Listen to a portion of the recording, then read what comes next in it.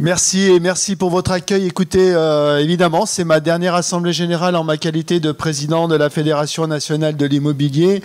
Mes trois prétendants à ma succession sont là et nous aurons la connaissance de celui qui me succédera d'ici une semaine. Donc finalement, il y a toujours un peu d'émotion pour moi sur un mandat de 5 ans qui a été dense, tant sur le plan interne que sur le plan externe. Sur le plan interne, quelques exemples que nous avons fait en équipe, mais nous avons redressé les finances de la fédération et nous allons la laisser avec quelques millions d'euros de trésorerie. Nous avons dû négocier la loi Elan immédiatement, cette loi qui nous a donné, sous l'impulsion et sous une vision métier, la protection de nos dénominations d'agents immobiliers, administrateurs de biens et syndics, une loi sur la copropriété que nous avons dû là aussi négocier en évitant un certain nombre de pièges. Loïc Quentin, qui était au CNTJ, peut en témoigner, notamment un piège qui nous était tendu sur la différenciation entre la gestion par les particuliers et la gestion par les professionnels des petites copropriétés, mais nous avons obtenu une sécurisation de la mise en concurrence des syndics, puisqu'on sait maintenant que si le processus n'est pas respecté, il n'y a pas d'enjeu sur votre mandat. Nous avons obtenu la possibilité d'adjoindre des services connexes à nos contrats, même si, de mon point de vue, l'avenir est de renégocier ce contrat pour en faire toujours un contrat socle, mais pas un contrat type, pour pouvoir adapter nos prestations aux typologies d'immeubles. Et nous avons obtenu, comme je le disais également, le fait qu'il n'y ait aucune différence entre un syndic professionnel et un syndic bénévole sur les petites copropriétés, à l'exception du fait que l'unanimité n'étant plus requise pour les syndicats coopératifs, on a vu émerger une nouvelle forme de concurrence avec Matera, j'y reviendrai. Et puis nous avons dû, et je m'en souviendrai parce que c'est en Savoie que j'ai dû agir, j'étais à Tignes, nous avons dû vous dire, j'ai dû vous dire en ma qualité de président de la Fédération nationale de l'immobilier, le 14 mars 2020, de fermer vos agences, de ne plus les réouvrir. Cet instant a été très particulier pour moi dans la mesure où je ne savais pas où nous allions, vous ne savez pas où vous alliez, je ne savais pas où allait ma fédération, je ne savais pas où allait notre école supérieure d'immobilier et je ne savais pas non plus quel était au fond l'avenir de chacun d'entre nous à l'égard de cette mesure exceptionnelle. J'ai mené un combat dur qui était le fait de pouvoir permettre aux notaires d'acter le travail que vous aviez fait entre janvier, février et mars, parce que je me disais, cette trésorerie, vous allez en avoir besoin, vous en aurez besoin. J'ai été durement traité à ce moment-là par le notariat, outre le fait qu'il nous attaquait sur Vesta, mais je ne regrette rien. Julien Normandie nous a donné raison début avril, et à ce moment-là, nous avons pu réenclencher un phénomène d'ouverture. Vesta qui a été un moment évidemment difficile. Pourquoi? Parce que notre enjeu, nous, était d'achever la conquête d'une identité professionnelle. Souvenons-nous, mes amis, que le métier de syndic, le métier d'administrateur de biens et le métier de transactionnaire étaient décrits mais jamais nommés. Nous avons réussi à le faire nommer, à le faire protéger, et nous en voulions l'emblème. Cet emblème a été jugé comme étant finalement trop proche d'un sceau de la République. Cette dignité-là, on ne nous l'a pas accordée. Dont acte, nous avons su, avec David Ambrosiano, le président du Conseil supérieur du notariat de Grenoble, trouver un accord que nous avons négocié et auquel Julien Savelli d'ailleurs a participé dans une négociation pas évidente, mais une négociation qui finalement nous permet, et je vous encourage à prendre Vesta, et je vais vous dire pourquoi, nous permet aujourd'hui d'afficher à côté de cette protection de nos dénominations cet emblème d'une loi au guet unique, loi de police qui nous protège sur nos trois métiers. Et puis on a eu climat et résilience, indépendamment des stop and go concernant l'ouverture et la fermeture, avec la négociation d'un protocole sanitaire que Philippe Cuer, présent ici, a négocié brillamment, d'un protocole sanitaire qui vous a permis de réouvrir. Et ensuite, on a eu climat et résilience. Un été chargé, hein, c'est le titre de la slide qui est derrière vous. Climat et résilience. Voilà. Climat et résilience, et je vais venir après à la nouvelle Assemblée nationale. Climat et résilience, dont on connaît aujourd'hui l'architecture générale et dont on est en train de mesurer progressivement l'impact, couplé avec les diagnostics de performance énergétique. Rapidement, climat et résilience, nous avons 3 calendriers. Vous avez le calendrier de l'indécence énergétique. 2023, 2025, 2028, 2034. Je m'adresse à des professionnels, je n'y reviens pas. Nous avons un nouveau diagnostic de performance énergétique. Donc vous savez qu'il est finalement particulier dans la mesure où il a mis en place un nouveau seuil, il est opposable et il n'est plus sur facture mais sur la réalité du bâti.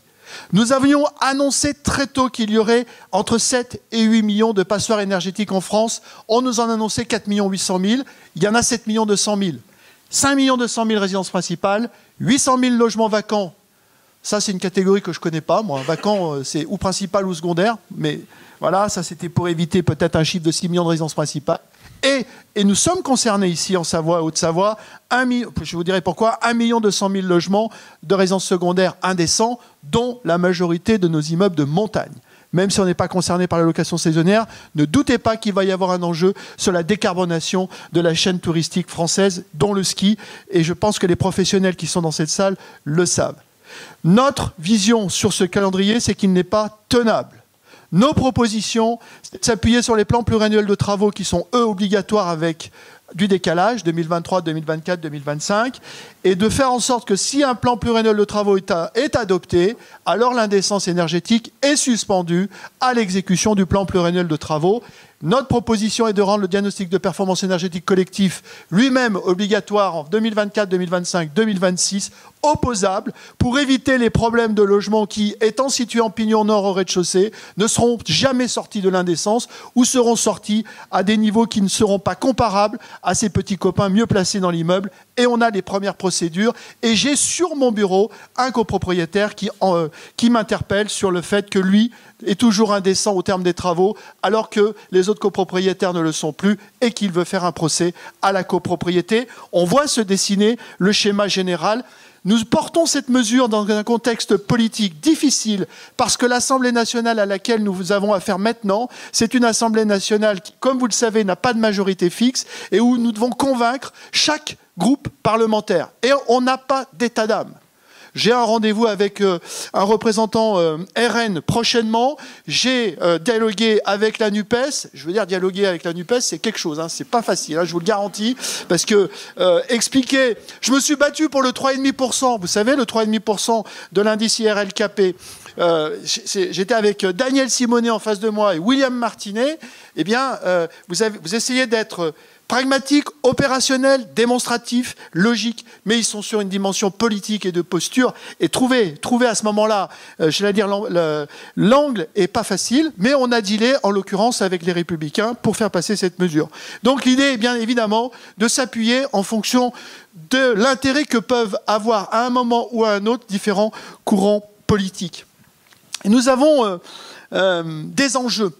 Nous avons des enjeux à court terme et je vais en parler notamment d'un, tout en vous disant malgré tout que depuis la rentrée, c'est-à-dire le 24 août 2022, j'ai eu 6 réunions du niveau ministériel. 6 réunions du niveau ministériel, c'est vous dire si la FNAIM aujourd'hui, elle est à un niveau de reconnaissance que peu de syndicats, ou même aucun syndicat de l'immobilier n'a. Nous sommes reconnus pour notre travail, nous sommes reconnus pour notre compétence, nous sommes reconnus pour notre ouverture, nous sommes reconnus pour nos propositions. Parce que les propositions que je viens d'énoncer sur climat et résilience, quand j'ai rencontré Christophe Béchu, le ministre de la Transition énergétique, il m'a donné raison, il m'a dit que nous étions malins, qu'il voulait prendre ces propositions, mais qu'il nierait publiquement m'avoir dit que c'était des bonnes propositions, parce que pour l'instant, il y a un enjeu politique. Mais peu importe. Hier, j'étais avec un sénateur du Vaucluse, peu importe. Nous essayons d'irriguer l'ensemble de ces parlementaires et l'ensemble de ces élus de nos propositions. Nous avons négocié le plan sobriété énergétique. Vous en connaissez maintenant les contours. Il n'y a rien d'impératif. Mais ce que je peux vous dire, pour avoir assisté à la réunion du mois de juillet sur le plan sobriété énergétique, c'est qu'il y a un vrai enjeu pour passer l'hiver. Nous n'avons pas les moyens. Je vous le dis, hein, RTE nous a fait la démonstration, nous n'avons pas les moyens de passer l'hiver si on ne réussit pas. C'est sûr qu'on aura du délestage. Et d'ailleurs, on a souscrit EcoWatt et je vous invite à charger cette appli. Si on n'y arrive pas à étaler nos consommations, à abaisser nos seuils de consommation, nous aurons un problème de délestage. Donc il est impératif d'influencer nos copropriétaires, d'influencer nos locataires, même à titre personnel, qu'il y a un vrai enjeu. Mais j'allais dire que l'un des dossiers aussi qui me préoccupe, c'est le fait que l'autorité de la concurrence a été saisie, et elle a été saisie par Bercy pour un avis sur le fonctionnement du marché de la transaction en France. Pourquoi? Parce que nous avons un rapport européen de 150 pages, de 250 pages en anglais que j'ai lu intégralement et qui établit que l'intermédiation française est la plus chère d'Europe. Et de loin. 5,2% hors taxe en moyenne, là où nos amis européens seraient plutôt à 3,3% hors taxe. Et donc l'autorité de la concurrence nous a audité. Quand je dis nous, pas que la FNIM. Elle a audité Pluriance, elle a audité le SNPI, l'UNIS et la FNIM, elle a audité également l'AMEPI, et je ne sais pas qui elle audite par ailleurs, parce que ces auditions, et en tout cas les personnes qui sont auditées, l'autorité de la concurrence a refusé de nous en donner la liste. Nous sommes passés le 3 octobre devant cette autorité de la concurrence avec 3 personnes en face de nous. Nous étions 5 en ce qui concerne la FNIM, et notre audition, elle a duré 5 heures. 64 questions, un quart d'heure de pause, avec un objectif très précis. Et je vais vous donner la première question qui m'a été posée. Est-ce que vous avez au sein de la FNIM des réseaux de mandataires? La réponse est oui. Et il fallait que la réponse soit oui. Est-ce que vous connaissez, expliquez-nous la différence entre un agent commercial et un agent immobilier. Donnez-nous la définition de l'entremise. Que pensez-vous des honoraires qui seraient à la carte? Croyez-vous qu'un compromis ou une promesse de vente soit une prestation obligatoire dans le cadre de votre mandat? Est-ce qu'il est normal que ça soit plutôt le vendeur qui paye les honoraires? Expliquez-nous, quelles sont les conditions d'accès à la profession? Les jugez-vous difficiles, suffisantes ou à durcir? Expliquez-nous la différence entre un réseau de franchise, un mandataire et une agence immobilière. Expliquez-nous quels sont, selon vous, les freins à la libre concurrence sur ce marché, etc., etc., etc. Question également sur la concurrence des notaires, question sur les coûts, évidemment. Justifiez-nous le fait que vous soyez plus cher en France qu'en Europe. Sur cette question, j'ai fait remarquer une chose. Utiliser les services d'une agence immobilière, c'est gratuit. Je peux pousser la porte. Je peux confier un mandat simple. C'est gratuit. Je peux aller dans une autre agence, je peux confier un deuxième mandat simple. C'est gratuit. Et je peux même en plus vendre tout seul. Indépendamment des 2 mandats que j'ai donnés ou des 3 mandats que j'ai donnés.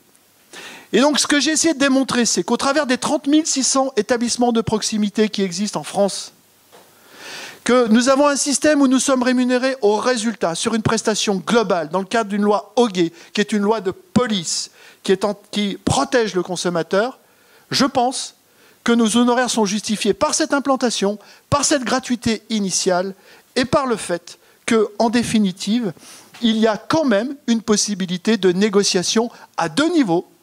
Premier niveau au moment de la prise du mandat, et deuxième niveau maintenant, au niveau de la négociation finale, puisqu'on peut déroger à notre barème indépendamment du mandat initial. Et ça, c'est récent. Et j'ai donc renvoyé la balle en l'état, en leur disant « Vous nous avez empêché de négocier au moment de la conclusion de nos affaires. Aujourd'hui, vous nous le permettez. Ouvrez une période d'observation de 3 ans pour savoir ce qui se passe, indépendamment du fait que j'ai pu démontrer que nos honoraires étaient en réalité bien plus bas. » Et j'ai démontré autre chose. Parce que nous avions fait un colloque loi Hoguet. Et là aussi, je m'en réjouis. Ça prouve que quand on réfléchit à l'avance, on n'est pas forcément surpris par ce qui nous arrive. J'ai démontré que, finalement, en 10 ans, les réseaux de mandataires étaient passés de 4% du marché à 22% du marché intermédiaire, 14,5% du marché global. Entre-temps, nos volumes de transactions ont augmenté de 40%. Et donc, j'ai démontré qu'en réalité, la loi Hoguet, elle n'avait pas empêché une évolution des modèles. Et que finalement, au regard de des intentions que je présupposais de l'autorité de la concurrence, qui était, et vous l'avez déjà compris, de sortir la transaction de la loi Hoguet pour la libéraliser, je pense qu'en réalité, la loi Hoguet, elle permet sa fonction de police et sa fonction de concurrence. Et c'est exactement ce qu'ils cherchent à savoir. Ils nous ont parlé des agences de papa aussi, hein, avec qui on a un procès, hein, je vous le rappelle. Voilà. Donc, des néo-agences. Donc, c'est exactement ce qu'ils cherchent à savoir. Et finalement, SNPI, UNIS et FNAIM, nous avons tenu le même langage, parce que nous avons pris un avocat commun au départ pour nous concerter. Et ce langage, il est simple. Nous soutenons la loi Hoguet, nous la souhaitons pour les 3 métiers, nous ne voulons pas que la transaction soit sortie de la loi Hoguet, mais nous voulons également préserver notre liberté, et nous estimons que cette loi, qui a 50 ans aujourd'hui, elle a rempli son office sans empêcher l'évolution des modèles. Il est évident, on m'a demandé les statuts de la FNAIM, on m'a demandé les conditions d'adhésion à la FNAIM, pour savoir si nous étions fermés sur les adhésions. Il est évident que là, nous avons une partie importante à jouer. Et c'est pour ça que je vous dis, achetez votre Vesta. C'est le moment d'afficher les couleurs de l'unité de la loi Hoguet pour en préserver l'avenir. Ce n'est pas moi qui me battrai. Moi, j'aurais donné les armes. Et j'aurais donné déjà une doctrine. Mais il est impératif d'avoir une vision claire de ce que nous voulons de ce métier. Et ce, d'autant plus. Si je suis devant vous, c'est parce que aussi, je n'ai pas voulu aller au congrès des notaires où j'étais pour la première fois invité. Mais par contre, vous avez vu la proposition, pour ceux qui se tiennent au courant au jour le jour des notaires. Elle est de prendre le monopole des actes, des compromis et des promesses de vente. C'est-à-dire de solenniser la rédaction. C'est-à-dire que le fait de passer devant un notaire pour une promesse ou un compromis vaudra consentement. Il n'y a plus un échange consensuel des consentements, il y a une solennité d'échange du consentement devant le notaire. On voit bien donc quel est l'objectif là. Il est de monopoliser les avant-contrats chez le notaire, au notariat, chez nos amis notaires. Et donc moi, quand c'est comme ça, il faut essayer tout de suite de comprendre ce qui peut se passer. De comprendre quelle pourrait être demain la proposition qui nous est faite. C'est de nous retirer la capacité de rédaction pour la transférer en monopole au notaire et de libéraliser à ce moment-là le champ d'activité sur la transaction en estimant finalement que l'officier ministériel en bout de chaîne est le garant ultime du consentement des parties, puisqu'il en a le monopole. Voilà ce qui va se passer. Voilà ce qui peut se passer. Et donc c'est là où il faut qu'on ait une réflexion d'avance, et c'est là où il faut, encore une fois, qu'on soit capable de se projeter sur notre avenir. Un calendrier existe sur cette Oui, ligne-là ? Oui, on a un calendrier, puisque la Commission de la concurrence rendra son avis fin 2022, début 2023. Donc c'est l'actualité. Et le Conseil national de la transaction et de la gestion immobilière, sous mon impulsion, aura à débattre de ce sujet le 18 novembre, et nous allons demander des comptes à l'État. Rien n'est écrit. Tout doit être justement dans notre capacité, d'une part, à ne pas être sectaire, parce que ça c'est fini, mais à être ferme sur les valeurs qui sont les nôtres, et notamment cette loi Hoguet, parce que jusqu'à maintenant, quoi qu'on en dise, elle nous a protégés, et surtout elle a protégé le consommateur. Je pourrais, parce que le temps passe là je crois, et je voudrais répondre à vos questions. Tout va bien. Je voudrais répondre à vos questions. C'est quand je me rapproche de vous que ça se complique. Mais nous avons évidemment porté le fer sur la formation initiale des collaborateurs, car vous savez que nous attendons un décret sur cette formation initiale. A priori, tous les ministères qu'on a rencontrés sont partisans, mais je suis aussi prudent par rapport aux intentions de l'État. Nous considérons, je vous le rappelle, que tout collaborateur habilité doit pouvoir avoir une formation initiale pour éviter, encore une fois, qu'on change de métier du jour au lendemain en étant sur le terrain pour la transaction. Et je pense que ça, ce n'est pas possible. Et ce décret, nous l'attendons depuis 2014. Nous attendons la commission de contrôle qui n'est pas nommée à cause de nous, non pas de la FNAIM, mais des syndicats professionnels au sens large qui ne se sont pas mis d'accord sur la répartition des postes, et en particulier l'UNIS et le SNPI. Nous attendons évidemment l'intégration de Vesta dans notre réglementation, et nous avons une commande politique pour le faire. Elle m'a été confirmée. Donc, nous avons des éléments là qui sont un peu contradictoires par rapport à ce que je viens de vous dire. La course de vitesse est engagée aussi. La force de conviction que nous devons avoir doit être très importante. Je finirai par les échecs de mon mandat. Et il y a Jean-Jacques Botta qui est au fond. Je n'ai pas réussi, nous n'avons pas réussi, pendant la période de la Covid, à singulariser l'activité de location saisonnière pour obtenir une indemnisation, même si, globalement, je le sais, finalement, le cap a été passé, mais si on se remet à l'époque, nous n'avions pas réussi à singulariser cette location saisonnière. Et je pense que là, nous avons un champ encore de conviction et d'agrégation de cette activité à mettre en place au sein de la FNAIM. Je n'ai pas réussi à contrer la SAFER dans ses évolutions et en termes de concurrence déloyale. Par contre, je l'ai dit à l'autorité de la concurrence, ça. Hein. Je lui ai dit, la SAFER, vous en occupez pas, parce qu'il y a quand même une concurrence sur les résidences secondaires, comme les notaires d'ailleurs. Hein. Nous sommes les seuls en Europe à avoir des notaires sur le marché concurrentiel de la transaction. Donc là, ça, ce sont aussi nos échecs. Des échecs internes, même si on a réformé cette fédération, je le rappelle, en créant le secrétariat fédéral, le laboratoire économique du logement, dont les statistiques sont maintenant écoutées et crédible. Nous avons créé FNEMLab, nous avons créé le Hub, il y a Modelo à l'intérieur, nous avons réformé l'école supérieure de l'immobilier, nous avons créé nos ambassadeurs. Bref, nous avons restructuré de fond en comble cette fédération, créé une vraie direction politique et une vraie direction générale des services. Et mon sentiment, c'est que quand on est à ce niveau-là maintenant à la FNAIM, il faut professionnaliser notre approche. Et professionnaliser notre approche, c'est avoir les moyens de recruter des collaboratrices et des collaborateurs de haut niveau qui peuvent venir pantoufler chez vous. Demain, chez nous, il va falloir qu'on soit capable d'avoir un ancien directeur de cabinet de ministre. J'ai déjà eu une demande, d'ailleurs, à ce titre-là. Donc, on voit bien qu'aujourd'hui, notre fédération, nous l'avons placée au plus haut niveau. 80% du temps d'un président, c'est de parler de vous, c'est de parler de vous positivement, c'est de parler de vous partout, et c'est d'avoir, encore une fois, une vision très claire de là où on veut emmener nos métiers, qu'ils soient d'administrateurs de biens, de syndics ou de transactions. En syndic, on a mené des combats contre Matera, on en a gagné un autre, c'est qu'ils sont en train de revoir leur système de classement. On a mené des combats contre Capifrance, sur la direction effective des agences. Nous avons fait fermer des sites internet où il n'y avait que des agents co.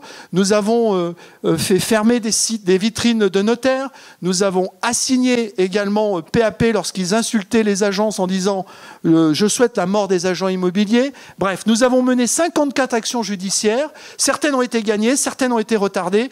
Mais là aussi, le bras armé de la fédération, et je l'ai toujours dit, c'est d'avoir une arme judiciaire pour se faire respecter, mais ça ne suffit pas, il faut aussi être dans la proposition. Je clôturerai en vous disant que j'ai été très très fier de vous servir. J'y ai mis beaucoup d'engagement, beaucoup de conviction, j'y ai mis une vision, nous y avons mis une vision, de tous ceux qui sont ici du conseil d'administration. Nous espérons en tout cas avoir satisfait nos adhérents. Je crois que oui. Nous en avons maintenant 10 000, c'est-à-dire 1 500 de plus que ce qu'il y en avait en 2018. Moi, j'ai été très fier de vous servir. Je n'ai jamais douté de votre professionnalisme. Je n'ai jamais douté de notre utilité. Dites-vous bien une chose. Ce qui fera notre avenir, c'est bien sûr une FNAIM forte, mais c'est aussi des entrepreneurs sur le terrain. C'est ceux qui sont capables de se développer. Ce n'est pas le repli sur soi. C'est une vision claire de là où on veut aller. Et c'est votre capacité à tout à chacun à développer vos entreprises. Vous savez, le marché de la transaction, il a cru de 40% en 5 ans. Qui a augmenté sa force commerciale de 40% aujourd'hui? Pas grand monde. Ne vous étonnez pas si d'autres prennent nos places. Reprenez vos places. Soyez dans le développement. Soyez dans une forme d'agressivité commerciale malgré tout. Restez des entrepreneurs de terrain. Ne doutez pas de votre utilité sociale. Restez optimistes, comme le dit Sébastien. En tout cas, merci de votre soutien. Merci de votre écoute. Encore une fois, très fier de vous avoir servi. Sébastien.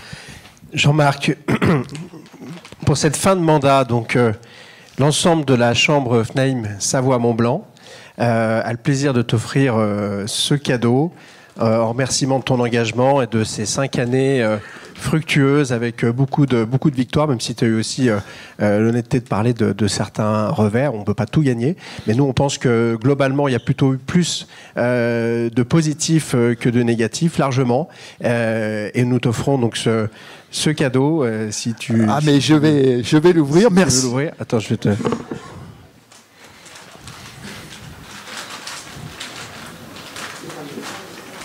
Non, c'est pas fragile.